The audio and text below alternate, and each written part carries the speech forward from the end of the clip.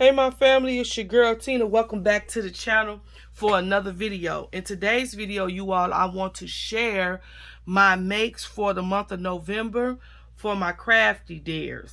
Alright, so I participate and facilitate a crafty dare page over on Instagram. Each week we get 3 prompts to use. You come back on Friday and you share what you have created. A great way to keep your creative juices flowing. A great way to just have 5 or 10 minutes and be able to craft and to make something, right? A great way to stay connected to your creativity. Can somebody tell him thank you? This is my first make. In this make, we had to do non-traditional colors, a free choice, and we had to use a stocking. I created this card. Love, love, love the way that this card turned out. Here's the inside. So I use my non-traditional colors, green and purple. And oh my goodness, I just love the feel of this card. I chose to go to the vault. I pulled out this paper pad. I thought this paper pad would be great for this project. So these are my non-traditional colors. I had to use a stocking. So I decided to use this Sizzix stocking. Love this stocking right here. And then I also used, you all, this Elizabeth Craft postage rectangle stamp dies.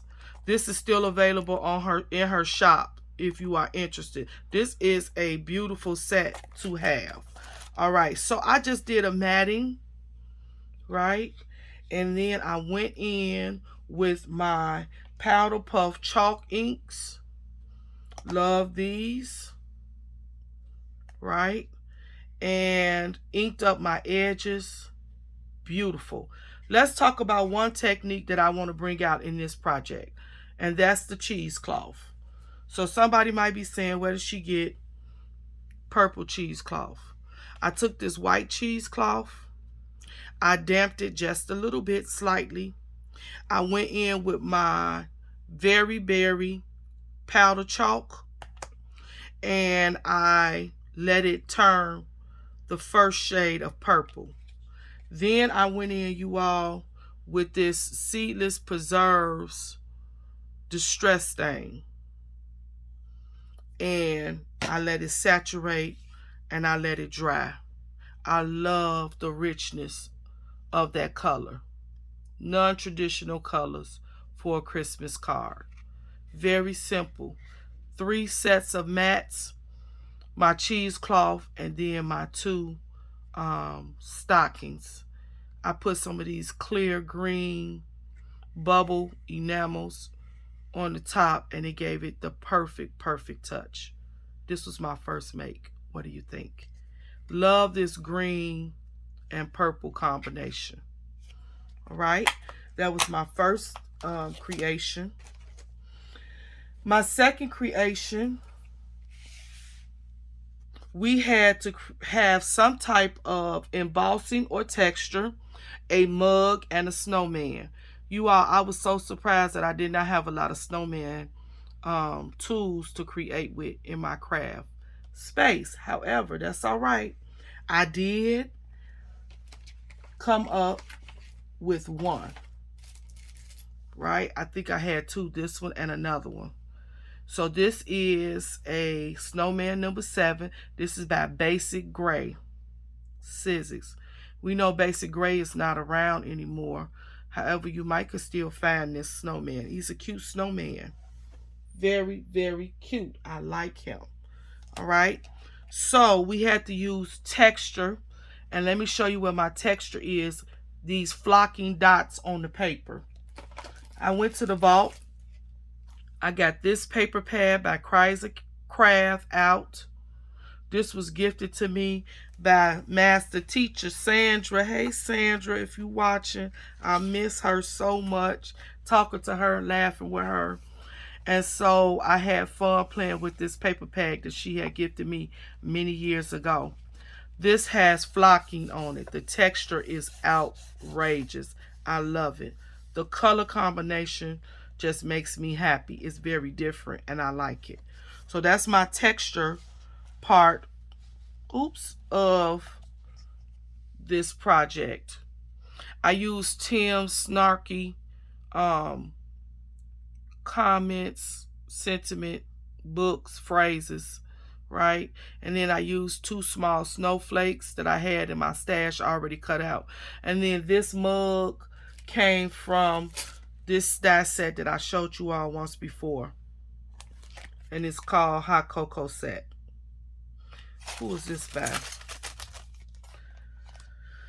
ShopScrapbook101.com. Okay. All right. So this was my second make artist trading card. Love that. Okay. And then for our last make, we had to create with skates, a winter theme, and free choice. And this is what I created. Now, this little baby was inspired by Jill, who is Jill Norwood here on the YT. She showed some dies that were sent to her by My Creative Time, which were 3-inch and 4-inch circle card dies. Oh, those melted my heart because I like no cards anyway. And then the shape of a circle, oh my goodness, I really liked it. So this project was basically inspired by her. I do not have those dies. However, I do have the basic die. So I want to say to all of my subscribers, when we see new things, doesn't necessarily mean we have to get them, right? For whatever reason, sometimes it's just best to go back into your stash, rethink about what you have. Look at that project or look at that item that you like, that's new, that's for sale, and ask yourself, do I have the items to create that? That's exactly what I did. It came to me instantly as I was watching Jill's video, right? Circle dies. I have the basic, standard, spellbinder, small circles. And then I wanted a scallop. I have the big scallop, circle, small die, right? Now, what's the difference? The difference between this and what Jill showed is just time, convenience. It's easier to just run that die through your die machine and boom, you have the card base.